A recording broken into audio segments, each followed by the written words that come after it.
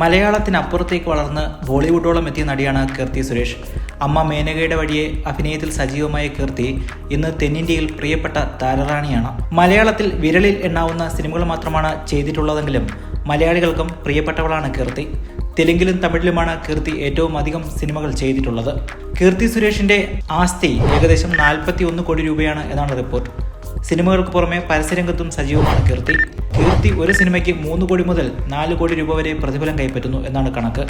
അതേസമയം പരസ്യങ്ങൾക്കും മറ്റുമായി 30 ലക്ഷം രൂപയാണ് പ്രതിഫലമായി ആവശ്യപ്പെടുന്നതെന്നും റിപ്പോർട്ടുകളുണ്ട്. അടുത്തിടെയായിരുന്നു കീർത്തിയുടെ വിവാഹം.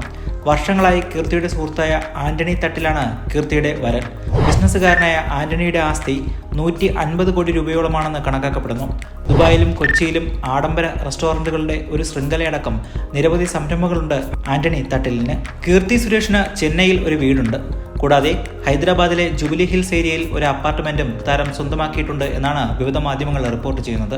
1.38 കോടി രൂപ വിലമതിക്കുന്ന ഒരു BMW 7 സീരീസ് 730 LD, 81 ലക്ഷം രൂപ വിലമതിക്കുന്ന മെഴ്സിഡീസ് ബെൻസ് AMG GLC, 60 ലക്ഷം രൂപ വിലമതിക്കുന്ന ഒരു വോൾവോ S90, 25 ലക്ഷം രൂപ വിലമതിക്കുന്ന ടൊയോട്ട ഇന്നോവ ക്രിസ്റ്റ എന്നിങ്ങനെ നിരവധി വാഹനങ്ങളും കീർത്തിയുടെ കളക്ഷനിലുണ്ട്.